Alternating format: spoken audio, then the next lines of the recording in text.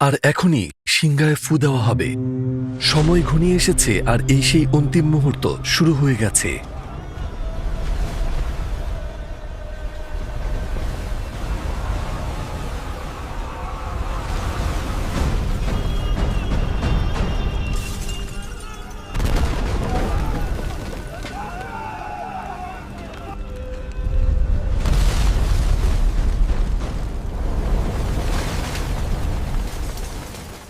পৃথিবী আর এই মহাবিশ্বের ধ্বংস হওয়ার সময় এসে গেছে।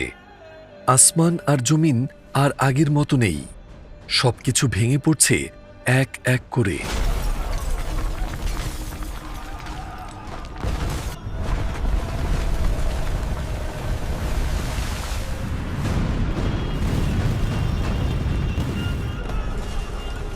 মানুষ বিভ্রান্ত হয়ে একে অন্যের দিকে তাকাচ্ছে, জানে না কি করবে এখন। পুরোপুরি হতভম্ব হয়ে কি ঘটতে যাচ্ছে তা বোঝার চেষ্টা করছে সবাই। এটি যেন ভূমিকম্পের চেয়েও ভয়ানক কিছু।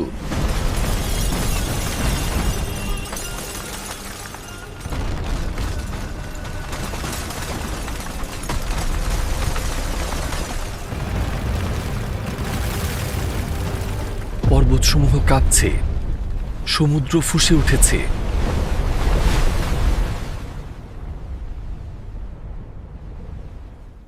পৃথিবী পৃষ্ঠের সমস্ত কিছু একের পর এক চূর্ণ বিচূর্ণ হচ্ছে, আর চারিদিকে বাড়তে ও ছড়াতে শুরু করেছে ভয়ানক ও বিভৎস আতঙ্কের ছায়া। আকাশে একের পর এক তারা খসে পড়ছে। মানুষ চিৎকার করে যেদিকে পারে সেদিকে দৌড়াচ্ছে, কিন্তু এখন আর যাওয়ার কোনো জায়গা নেই। কেননা পরীক্ষার সময় এখন সমাপ্ত হয়েছে, আর তারা একের পর এক মাটিতে লুটিয়ে পড়ে মারা যাচ্ছে। এখন আমরা পবিত্র কোরআনের আয়াত থেকে জানব এবং একে একে ব্যাখ্যা করব কি কি ঘটবে সেদিন। সূর নামক সিংহায় ফু দেওয়ার সঙ্গে সঙ্গে পৃথিবী ধ্বংস হতে শুরু করবে।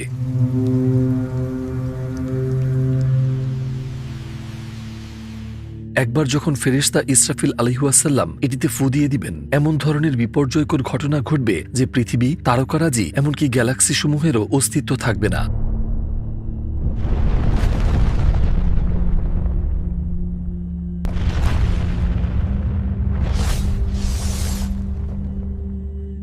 কুরআন দৃশ্যগুলোকে নিম্নরূপে ব্যাখ্যা করে। যখন সিংহায় ফুৎকার দেয়া হবে, একটি মাত্র ফুৎকার, এবং পৃথিবী ও পর্বতমালা উত্তোলিত হবে ও চূর্ণ বিচূর্ণ করে দেয়া হবে। একটি মাত্র ফুৎকারে সেই দিন কিয়ামত সংগঠিত হবে। সেদিন আকাশ বিদীর্ণ হবে ও বিক্ষিপ্ত হবে। সেই দিনের আতঙ্কের কথা আরো অনেক আয়াতে বর্ণনা করা হয়েছে। সেদিন জমিন ও পর্বতমালা প্রকম্পিত হবে এবং পর্বতসমূহ বিক্ষিপ্ত বহমান বালুকারাশিতে পরিণত হবে। সেই দিন আমি আকাশকে গুটিয়ে নেব, যেমন গুটানো হয় লিখিত কাগজপত্র। যেভাবে আমি প্রথমবার সৃষ্টি করেছিলাম সেভাবে পুনরায় সৃষ্টি করব। তোমাদের প্রতি করা আমার ওয়াদা নিশ্চিত, নিশ্চয়ই আমি তা পূর্ণ করবই। অতএব তোমরা কি রূপে আত্মরক্ষা করিবে যদি তোমরা সেদিনকে অস্বীকার করো, যেদিন কিশোরদেরকে পরিণত করবে বৃদ্ধে। সেদিন আসমান হবে বিদীর্ণ। তার প্রতিশ্রুতি অবশ্যই বাস্তবায়িত হবে। এই আয়াতগুলো পরিষ্কারভাবে ব্যাখ্যা করে যে এই দিনটি অন্য দিনের মতো হবে না। আমাদের চারপাশে যে মহাবিশ্বকে দেখতে পাই তার ধ্বংসের দিন সেটি। প্রতিটি মানুষের যেমন তার সমাপ্তির একটি নির্দিষ্ট সময় আছে, এই বিশাল সৃষ্টি যাকে মহাবিশ্ব বলে তারও ধ্বংসের নির্দিষ্ট দিন রয়েছে।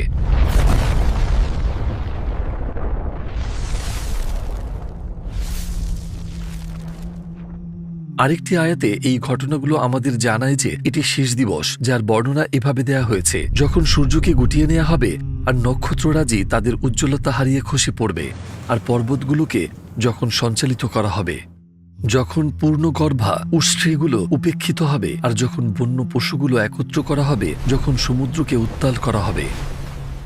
সুতরাং না আকাশ আর না পৃথিবী নিজ নিজ অক্ষে টিকে থাকবে।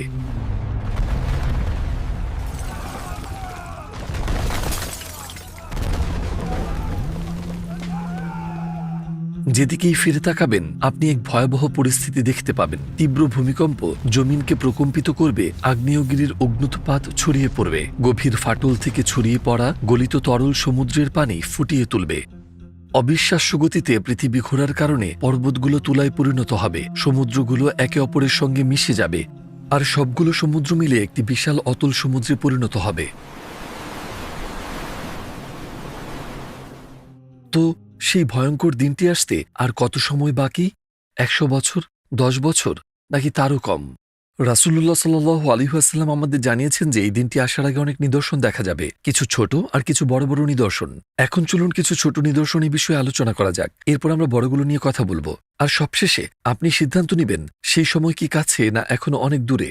প্রথম ছোট নিদর্শনটি হচ্ছে আমাদের নবী সাল্লাল্লাহু আলাইহি ওয়াসাল্লামের পৃথিবীতে আগমন।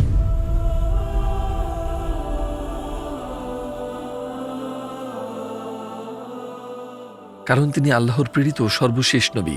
অনেকগুলো সূত্রে এটিকে প্রথম ছোট নিদর্শন হিসেবে বর্ণনা করা হয়। অন্য কথায় এই বিদ্যালয়ে যাকে আমরা দুনিয়া বলি তার শেষ শিক্ষক এসে চলে গেছেন। তাহলে আমাদের গ্র্যাজুয়েশন কি খুব দূরে হবে?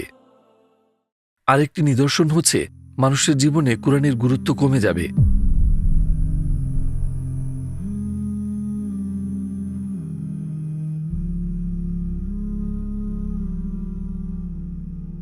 বাস্তবিকই আজ আমরা যখন চারদিকে তাকাই আমরা পরিষ্কারভাবে দেখি সবদিকে তাই ঘটে চলেছে। অনেক মানুষ পার্থিব জগতে এত বেশি নিমগ্ন যে তারা কোরআনের একটি পৃষ্ঠা খুলতেও ভুলে যায়।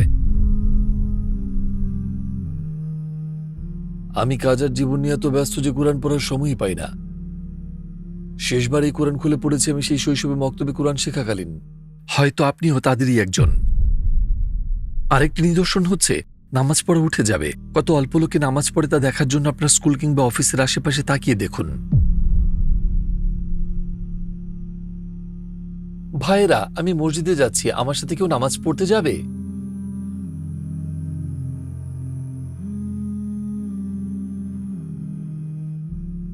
যতই কিয়ামতের দিন ঘনিয়ে আসছে ততই নামাজ পড়া লোকের সংখ্যা কমছে। আরেকটি নিদর্শন হচ্ছে মসজিদগুলো অতিরিক্ত সুসজ্জিত হবে, কিন্তু নামাজ পড়াকে অবহেলা করা হবে।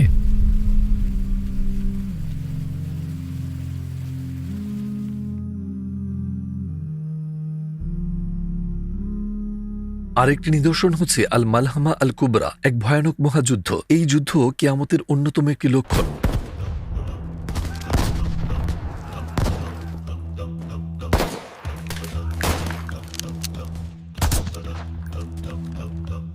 কোন যুদ্ধকে মালহামা বলা হয়েছে সে বিষয়ে স্কলারদের মাঝে নানান মত রয়েছে, বা ইতিমধ্যে এই যুদ্ধ হয়ে গেছে কিনা। আমরা যে বড় বড় যুদ্ধসমূহ দেখেছি গত 1 শতাব্দীতে, যেমন প্রথম এবং দ্বিতীয় বিশ্বযুদ্ধ, সেগুলো কিয়ামতের নিদর্শন হতে পারে। এখন বাকি ছোট নিদর্শনগুলো এক নজরে দেখা যাক। পৃথিবীর শেষ সময়ে এক আল্লাহই বিশ্বাসী মানুষের সংখ্যা এবং ইমানের ভিত্তিসমূহ ধীরে ধীরে দুর্বল হতে থাকবে। ইমান ও আকিদার বিষয়গুলোকে মানুষ আর গুরুত্ব দেবে না। সুদের ব্যবহার ছড়িয়ে পড়বে, ব্যবসায় সততা হারিয়ে যাবে। লোকেরা হালাল উপায়ে নাকি হারাম উপায়ে টাকা উপার্জন করছে সেটি নিয়ে মাথা ঘামাবে না। ব্যভিচার ও অ্যালকোহলের মতো বড় পাপ সর্বত্র বেশি বেশি ছড়িয়ে পড়বে। বিভিন্ন নামে বিভিন্ন ধরনের অ্যালকোহল ছড়িয়ে পড়বে। এর মধ্যে কিছু অংশকে হালাল ভাবা হবে। অভদ্রতা এবং খোলামেলা পোশাক সব জায়গায় দেখা যাবে। লোকদের মাঝে চক্ষুলজ্জা কমে যাবে। মানুষ অনেক বেশি কৃপণ এবং লোভী হয়ে পড়বে। পারিবারিক বন্ধন ভেঙে যাবে। বয়স্করা তরুণদের প্রতি করুণা ও মায়া দেখাবে না, আর তরুণরা বয়স্কদের প্রতি সম্মান প্রদর্শন করবে না। লোকেদের বিয়ের প্রতি আগ্রহ কমে যাবে, আর অবৈধ সন্তানের সংখ্যা বেড়ে যাবে।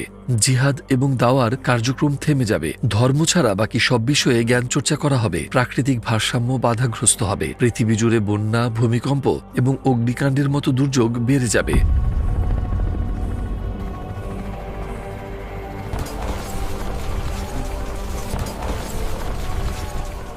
প্রাকৃতিক সম্পদ অদৃশ্য হয়ে যাবে। খুনের সংখ্যা বেড়ে যাবে।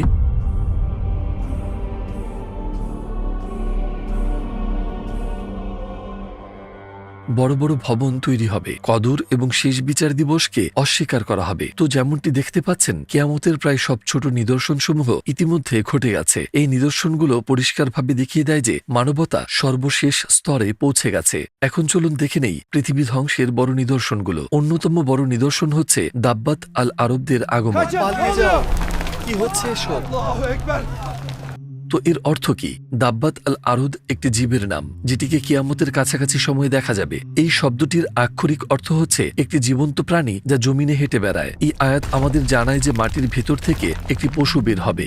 এটির উল্লেখ এভাবে করা হয়েছে, আর যখন ঘোষিত শাস্তি তাদের উপরে এসে যাবে তখন আমি মাটির গহ্বর হতে বের করব এক জীব যা তাদের সাথে কথা বলবে, এজন্য যে মানুষ আমার নিদর্শনে অবিশ্বাসী। প্রখ্যাত ইসলামী স্কলার বদিউজ্জামান সাইদ নুরসি বলেছেন, দাব্বাত আল আরুদ কোনো একক জীবের নাম নয়, বরং এটি একটি বিশেষ বৈশিষ্ট্যের প্রজাতি হবে। যে কোনো শতাব্দীর তুলনায় শুধু গত এক শতাব্দীতে অসংখ্য নতুন রোগ এবং জীবাণুর আবির্ভাব ঘটেছে। গাছ খেয়ে নেওয়া পোকার মতন সেসব জীবাণু মানবদেহের মাথা থেকে পায়ের আঙুল পর্যন্ত সর্বত্র ছড়িয়ে পড়ে। মানুষের ঈমান কতটা দুর্বল সে বিষয়ে তিনি ব্যাখ্যা করেন। আল্লাহ থেকে তারা কত দূরে সরে গিয়েছে, আর ঠিক এ কারণেই একের পর এক দুর্যোগ তাদের ঘন ঘন আঘাত করছে। এই আয়াতটি উদ্ধৃত করে তিনি বলেন, মানুষ আমাদের নিদর্শনসমূহে নিশ্চিত বিশ্বাস করত না। অবশ্যই আল্লাহ সবচেয়ে ভালো জানেন, এটি শুধু একটি ব্যাখ্যা মাত্র। আরেকটি বড় নিদর্শন হচ্ছে ইয়াজুজ মাজুজের আবির্ভাব।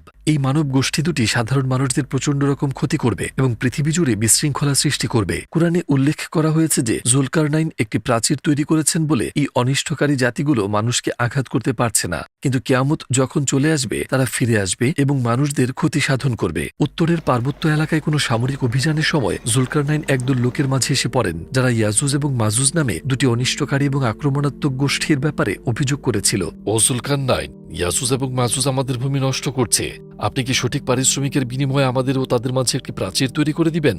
তাদের অনুরোধে জুলকারনাইন সেই অঞ্চলে একটি প্রাচীর তৈরি করে দিয়েছিলেন। প্রাচীরটির নির্মাণ কাজ শেষ হওয়ার পর ইয়াজুজ এবং মাজুজ আর সেটি অতিক্রম করতে পারেনি, এমনকি তারা এতে একটি গর্তও করতে পারবে না। জুলকারনাইন বলেছিলেন যে প্রাচীরটি একমাত্র ধ্বংস হবে যখন আল্লাহ কর্তৃক নির্ধারিত সময় আসবে, আর এটি কিয়ামতের অন্যতম একটি বড় নিদর্শন। কিছু মতানুসারে এই গোষ্ঠী দুটি হল মাঞ্চুরিয়ান এবং মঙ্গল জাতি।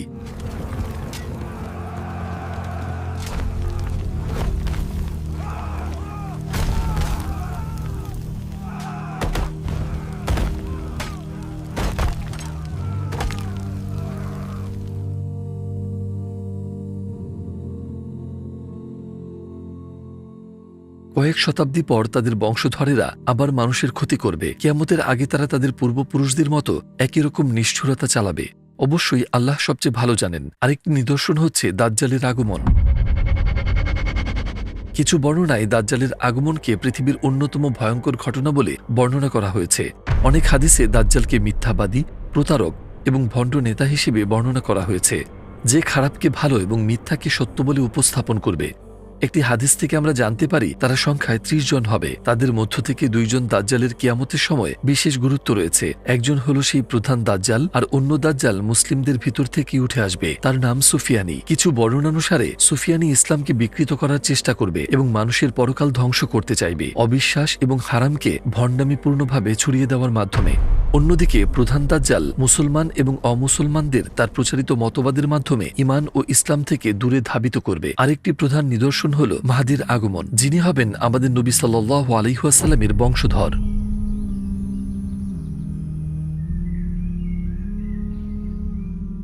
মাহদী আল্লাহর নির্দেশিত একজন বান্দা হিসেবে বর্ণিত হয়েছেন, যিনি মানুষকে তাদের স্রষ্টার দিকে ফিরিয়ে নিয়ে যাবেন। তিনি উদ্ধার করবেন ঈমানহীনতায় ডুবতে থাকা আর যারা তাদের ঈমান নিয়ে দ্বন্দ্ব ও বিভ্রান্তিতে ভুগবে সেসব মানুষদের। তিনি আমাদেরকে অন্ধকার এবং দাজ্জাল সুফিয়ানির মতো বিপদের হাত থেকে রক্ষা করবেন। আরেকটি মহান নিদর্শন হচ্ছে যিশু আলাইহিস সালাম নামে যিনি পরিচিত, ঈসা আলাইহিস সালামের আসমান থেকে নেমে আসা।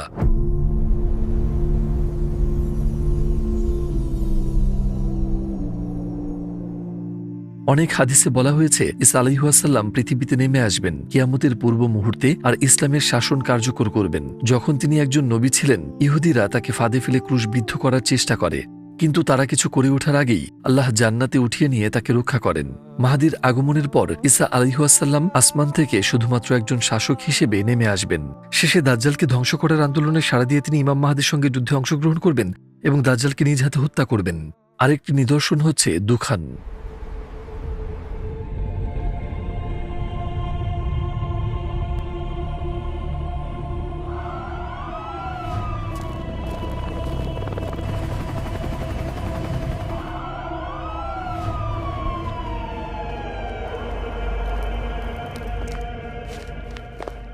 দুখানের শাব্দিক অর্থ হচ্ছে ধোঁয়া। কিছু কিছু মতানুসারে শেষ বিচারের দিন যখন চলে আসবে, আসমান থেকে ধোঁয়া এসে পুরো পৃথিবী ঢেকে ফেলবে, যেটি ৪০ দিন স্থায়ী হবে।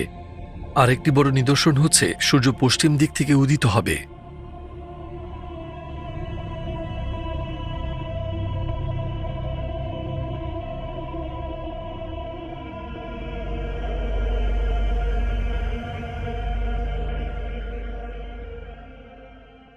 যখন এই ঘটনাটি ঘটবে, সকল প্রত্যক্ষদর্শী পরিষ্কার রূপে বুঝে যাবে পৃথিবী তার শেষ সময়ে চলে এসেছে, কিন্তু ততক্ষণে অনুশোচনা এবং পরীক্ষার দরজা বন্ধ হয়ে গিয়েছে। তো এই উপলব্ধি তাদের কোনো উপকারে আসবে না। সবগুলো নিদর্শনের মাঝে সবচেয়ে সুস্পষ্ট নিদর্শন হবে এটি।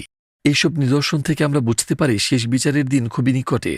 কিন্তু কখনো কখনো আমরা একটি ব্যাপার ভুলে যাই, একজন ব্যক্তির কিয়ামত হলো তার মৃত্যু। আর তাই আমাদের সত্যিই যে বিষয়ে মনোযোগ দেওয়া উচিত তা হলো নিজেদের কিয়ামতের জন্য প্রস্তুত হওয়া। গুরুত্বপূর্ণ হলো এখন থেকেই প্রস্তুতি নিতে শুরু করা। ঠিক যেমনটা আমাদের প্রভু এই আয়াতে বলেছেন, তারা শুধু এই অপেক্ষাই করছে যে কিয়ামত অকস্মাৎ তাদের উপরে এসে পড়ুক। বস্তুত কিয়ামতের লক্ষণসমূহ তো এসেই পড়েছে, কিন্তু কিয়ামত এসে পড়লে তারা উপদেশ গ্রহণ করবে কিভাবে? যদি ভিডিওটি আপনার কাছে এসে পৌঁছায় তবে নিশ্চিত থাকবেন এটি কোনো অ্যাক্সিডেন্ট নয়। আল্লাহ এটি আপনার সামনে এনেছেন এবং শেষ পর্যন্ত দেখার তৌফিক দিয়েছেন। কেন করেছে জানেন? কারণ তিনি চান যেন আপনার জীবনে পরিবর্তন আসুক। তো এরপরও কি আপনি তার আহ্বানে সাড়া দিয়ে একটি ছোট পদক্ষেপ নেবেন না? এখন আপনার জীবনের সিদ্ধান্ত নেওয়ার সময়। যদি আপনি নামাজ না পড়েন, এই মুহূর্তই হোক আপনার নামাজের প্র্যাকটিসের সূচনা। বিজ্ঞাপন মুক্ত আমাদের সম্পূর্ণ বিনামূল্যের সালাত অ্যাপের মাধ্যমে আপনি 5 ওয়াক্ত নামাজকে জীবনের ধারাবাহিক অংশ করে তুলতে পারবেন। যদি আপনার ঈমানকে আরো শক্তিশালী করতে চান ও ইসলামিক জ্ঞানকে আরো সমৃদ্ধ করতে চান, আমরা এই চ্যানেলে আপনার জন্য অসংখ্য ভিডিও তৈরি করেছি। আপনি একটি লক্ষ্য নির্ধারণ করে গুছিয়ে সেসব ভিডিও দেখতে পারেন। আপনার যদি আরবিতে কোরআন পড়তে অসুবিধা হয় তাহলে আমাদের বানানো লামেলিফ কোরআন অ্যাপটি ডাউনলোড করতে পারেন, যেটির মাধ্যমে আপনি দ্রুত, সহজ এবং বিনামূল্যে আরবি শিখতে পারবেন। আর আপনি যদি কোরআনের অর্থ আরো গভীরভাবে জানতে চান, আপনি আমাদের তাফসির অ্যাপ কোবগিট ডাউনলোড করতে পারেন। মনে রাখবেন, একবার নিজের জন্য লক্ষ্য ঠিক করলে সেই লক্ষ্য যত ছোটই হোক না কেন আপনার জীবনে পরিবর্তন আসতে শুরু করবে। এরপর আসছে পুনরুত্থান। সেই দিন প্রায় এসে গেছে যেদিন ঠোঁটকে সিল করে দেওয়া হবে আর হাত কথা বলতে শুরু করবে এবং পা সাক্ষ্য দিবে। কোনো কিছুই গোপন থাকবে না।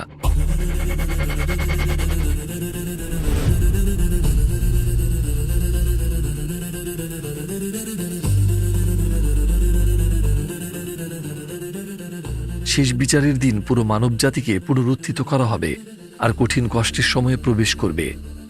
তো সেই দীর্ঘ দিনটিতে আমাদের জন্য কি অপেক্ষা করছে জেনে নিন পরবর্তী এপিসোডে কিয়ামতের দিন। দেখা হবে 3য় পর্বে।